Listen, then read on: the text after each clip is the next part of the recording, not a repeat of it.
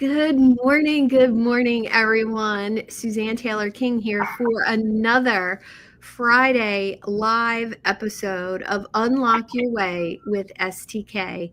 And I'm super excited for today's conversation with Dr. Tom Burns, the Rich Doctor. He is a retired orthopedic surgeon, real estate investor, and author, speaker, trainer, all the good things. And I'm really excited for you to be here today, Tom.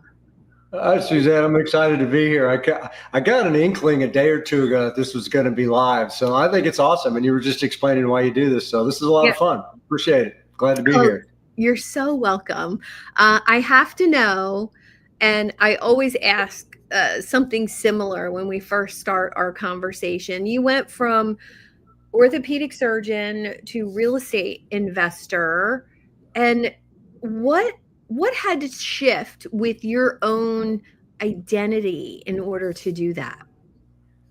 So and mine happened kind of early. Mine happened a long time ago before it was cool. I'm not lying. I was in training.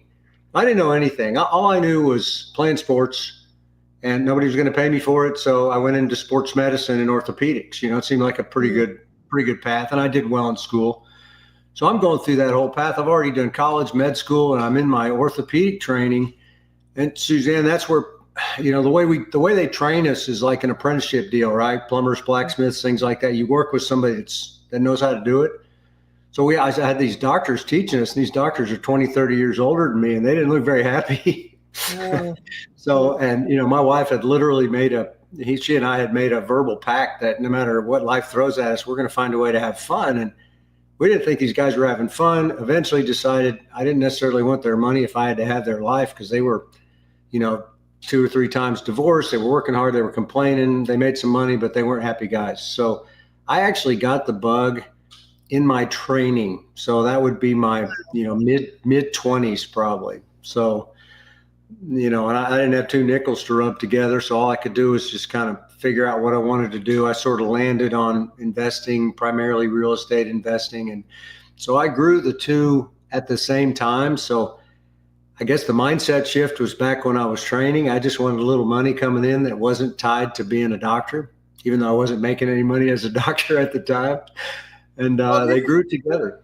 Yeah, that's really fascinating, because I have seen so many times professionals, who spend so long training for a career, from medicine, dentistry, chiropractic, physician's assistant, nurses, dental hygienists, like I was for 20 years. It's a long road to be in a job that you're not completely, like, the work might be fulfilling, but if you're not happy doing it, it just seems like such a, we don't even have to get into all the things that make it difficult, like insurance and, regulations and all the things. But I think you saw something so early that most people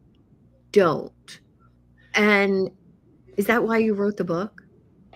I tell you that I guess I'll tell you why I wrote the book, which is kind of a goofy story, but I saw a little something, and it didn't much have to do with medicine. It was just like, hey, these guys, this orthopedic stuff is fun, but those guys don't look happy. So let's add something. Mm-hmm. And what I ended up with was a practice. I worked a little harder on the beginning. As I say, I burned the candle at both ends early on, but I was able to build a practice that I really enjoyed. I was able to kind of eliminate those annoying things that irritate a lot of the doctors of today. I'm not sure I could do that today the way medicine is, but so I ended up leaving medicine because I just ran out of time. I loved what I did. I had a perfect setup. Nowadays, there are a lot of folks in the medical world that, to use the cliche word, they've just got such massive burnout that they're just unhappy. So kind of 2 different motivations, but yeah. And so I just feel like I got lucky. I mean, maybe just a little I always call it touched by an angel, that I just realized I need to do something back then because I wasn't smart. I didn't have wisdom. I was just lucky that I thought Mm. I'd look for something else. Well, I'll So argue with you there because I think it's insightful, and I think, luck, maybe, but I think you trusted yourself with that gut instinct that I need to pursue something else here as well. I will tell you, throughout the years, once I kind of made that choice, I would Mhm. often have a choice of making my medical practice busier or investing time, money, and effort into something that might pay me for the rest of my life. And I usually chose the more deferred gratification way, and it worked out. So Yeah.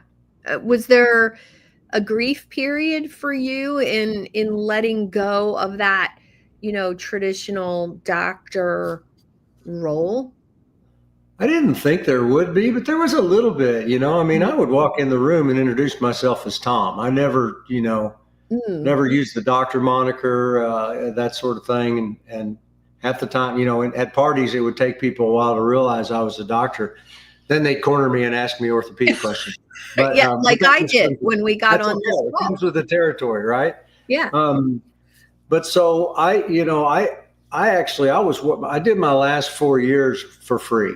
I Mm, barely or did not get paid, but I had a great practice, and I worked 2 to 5 mornings a week, mhm. which is why I made just enough money to cover overhead, but I really enjoyed what I did. Uh, and so, God, I forgot where I was going with that, but, uh, oh yeah, and then a guy tells me, he goes, "Well, you're not making any money." He goes, "You're an idiot." I said, "Well, I like what I do. I'm still, making my money in the real estate world." And Right. I spent 6 months agonizing over, should I give this up or not? Because I was getting busier and busier. People were calling and asking me to do other things Mhm. outside of medicine.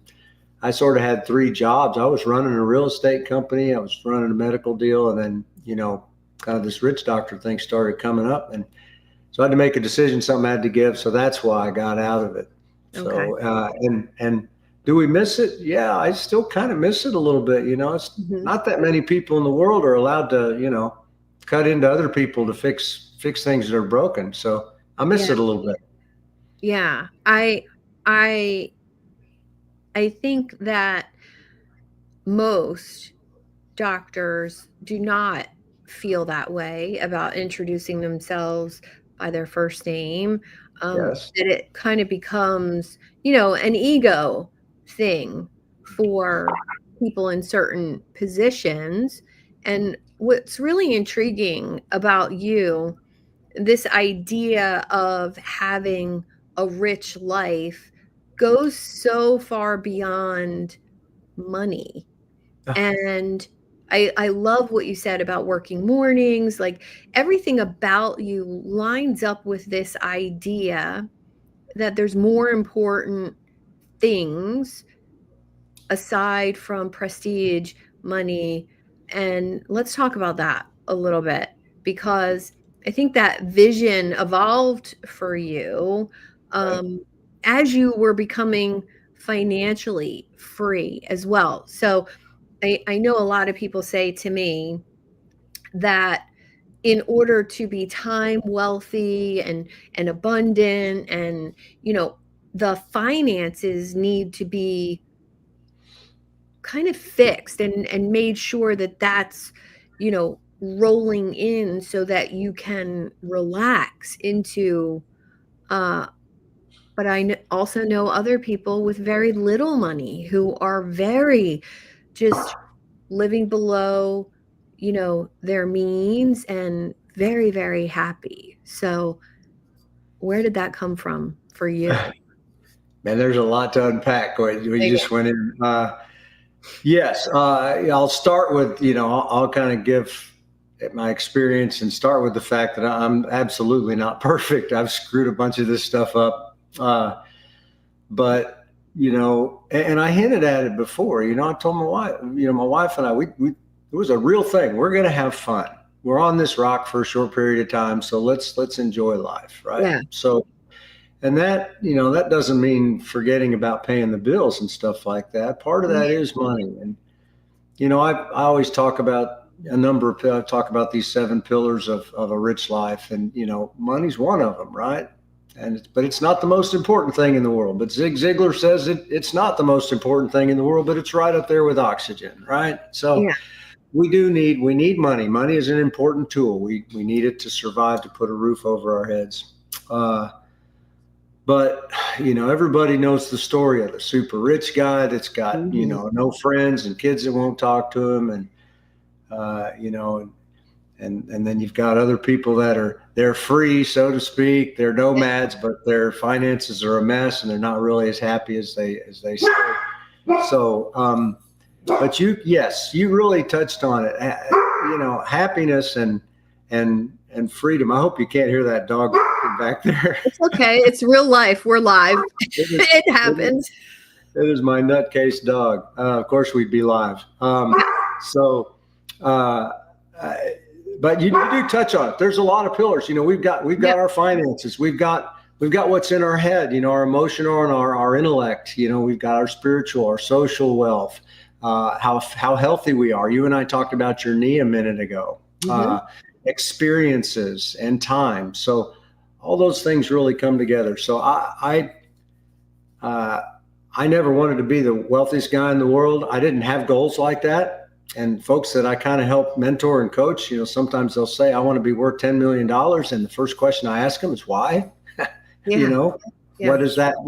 What will that piece of paper do for you? And, you peel the layers and eventually get down to what really drives people, and what drives you is different than what drives me. I wanted to enjoy life. I wanted to grow my kids up into a world they understood and they were prepared for it. I wanted to travel the world and see the world. So, different motivations.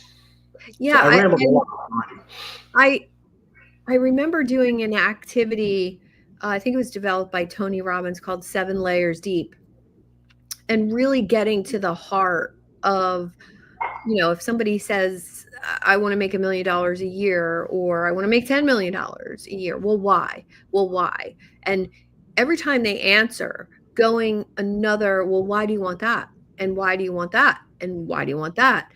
And by the time you go 7, 8, 9, 10 layers deep into that, you really get to that core reason. Because I want to travel the world with my family.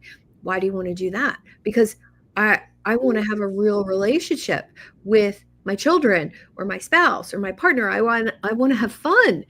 And I think that is absolutely incredible as a couple to know that about each other and share that vision for your life.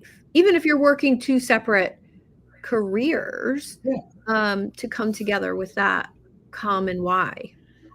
Yeah. And, I used to feel guilty that my goal wasn't world peace and to feed everybody in the world. And I actually talked to somebody about it. And she was like, it's okay. You're allowed to have what motivates you. And, we all still serve in one way or another. So, and so it'd be much nicer to be sort of I used to laugh, say, I want to be the wealthiest person nobody knows, I like that.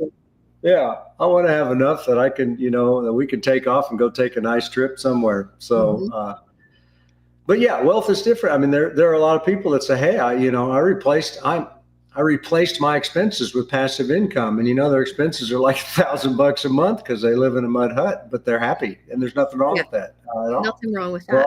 We're all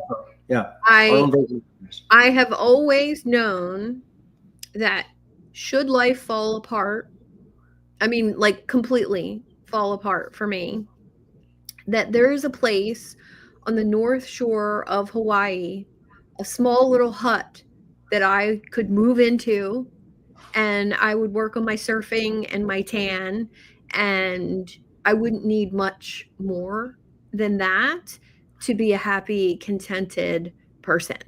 And you mentioned what you were doing today after this call. Yeah. And I think if you could have seen that vision for your life when you were in your 20s, in your 30s, would you believe what you're doing now? Be honest, yeah. I mean, Yeah? that's going to sound kind of cocky, but I just Nice. figured, Oh, I I like just, it.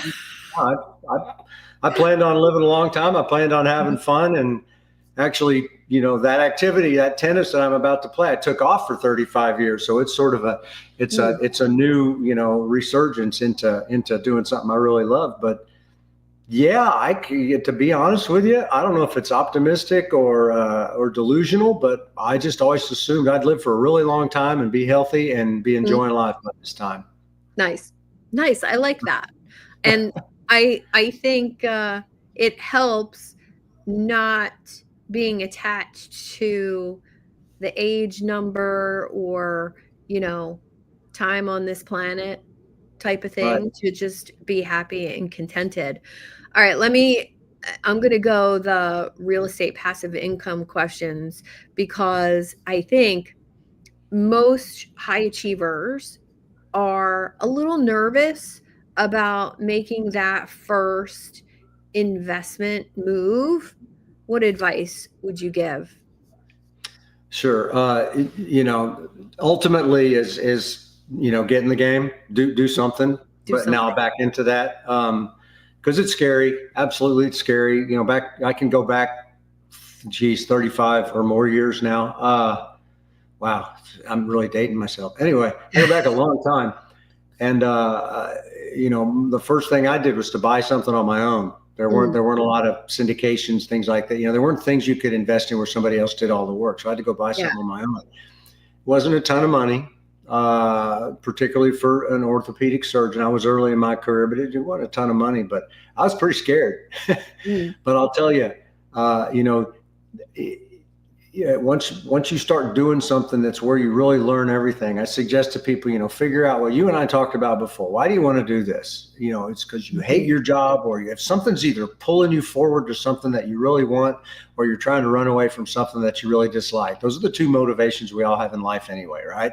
Right. Yeah, avoid pain, seek pleasure. So figure out why you're going to do it and ask the 7 questions you were talking about. Get down to, why you really, I want to prove to my father-in-law that I'm not worthless. It's stuff like that. Hmm. Because when you start doing things like this, it's life. It's normal. Things are going to go well and things are going to go poorly. And I Yeah. can tell you, Suzanne and I have had a whole lot of stuff go well. We've had even more stuff go poorly. Mm. That's called wisdom and experience, and it hurts to get wisdom and experience, but It does. figure out why.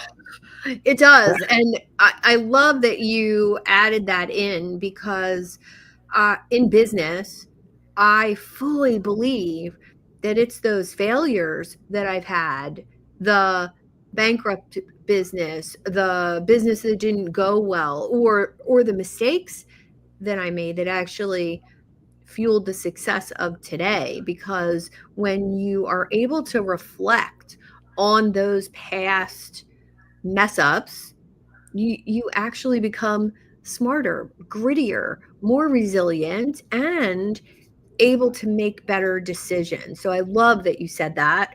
And what was your biggest mess up in? I mean, you have some impressive numbers in real estate transactions. Um, what's the biggest Uh, mess up you ever had? oh my gosh, I've got plenty. I sometimes the question is which one to choose from. Okay, I like Uh, that. you know, Primarily, I will say it is the people that I dealt with.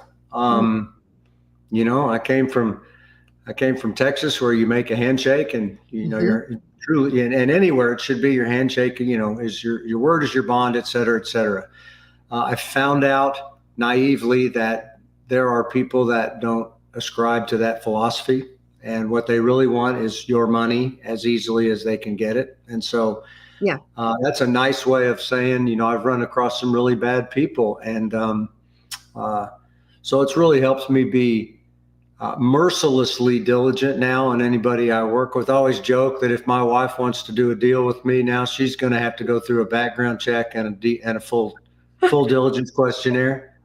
Yeah. Um, Yeah. and and those are the people you think, man, do I want this person investing with me? But once they give you once you do it one time, and you turn out to be an honest sponsor, so to speak, or person to invest with, then, life goes smoother along beyond that. So it was really it was those kind of choices, and they were painful. Many are still painful right now. These are multi-year consequences, multi seven-figure losses. So, so be wary. Diligence is not just a word. Learn how to do it. That's why I teach people how to do it. And read your contracts, read your leases, things like that. So yeah, what I just said right there cost me almost 8 figures. Wow. In cash losses. So anyway. Yeah. Any other questions? I understand that feeling so well. My mentor, Mary, said something to me, and she's 80 years old, and she is just a brilliant coaching mind, business mind. And she said she spends so much more time as her coaching practice grew. She didn't start until she was 60, but more time on the front end getting to know the person. And she said almost to the point where she's vetting them to work with her. And I want to encourage any of our listeners, if you take anything away from this conversation, and I do say this all the time, that the longer you take to know somebody, you have coffee, you have a lunch, you have another meeting, before you ever decide to work with that person, exchange money, collaborate, partner up. And if you just get to the point where you're a little more discerning, like you said, and whether it's background check or meeting other people they know, I think that's my biggest takeaway from all these years in business, and having mentors like her confirm that for me. Spend more time with people before you get in bed with them, so to speak. Yep. And get some third-party corroboration. I can't emphasize that, because there are some really intelligent, brilliant people out there that want to take shortcuts, and they can make things look like they're all on the up and up. So yeah, I love that. Let's talk a little bit about the idea of your Rich Life Mastermind, because something resonated with me about freedom and this sense of community, hanging out with people who are doing it also, who have the same morals, values, outlook, goals. And there's something magical about that. And I want to hear your take on that. Yeah, the mastermind came about unintentionally, like the book did. Of course. I have a friend. Most people know Robert Kiyosaki, right? Mm-hmm. He wrote Rich Dad Poor Dad. So Robert and I, we've been friends for a long time. And we're having lunch one day, and I asked him what his next book was going to be. He told me, he looks at me and he goes, "You should write a book." I said, "No, heck no, I don't want to write a book." Anyway, he convinced me. I thought about it. So I wrote this book to give hope and guidance to people that wanted to kind of control their lives, right?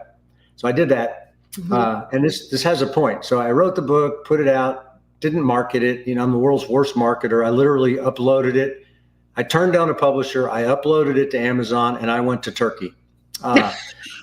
Never did a podcast saying, "Hey, I have a book coming out. Can you look at it?" I'm the worst. So anyway, but people started calling, and so people wanted to talk to me, and there were so many that we ended up forming this mastermind. And so, and I'd never done that before. And I was telling Suzanne that, I didn't know all this online stuff and running masterminds and coaching and all that stuff. I just was always a guy on the phone helping people answer their questions. So I'm still learning, but it's become a place for, kind of two groups of people. There's a lot of folks that will call me and say, how do I get started? I don't like where I am and I want to be in a different place. So I certainly help those folks.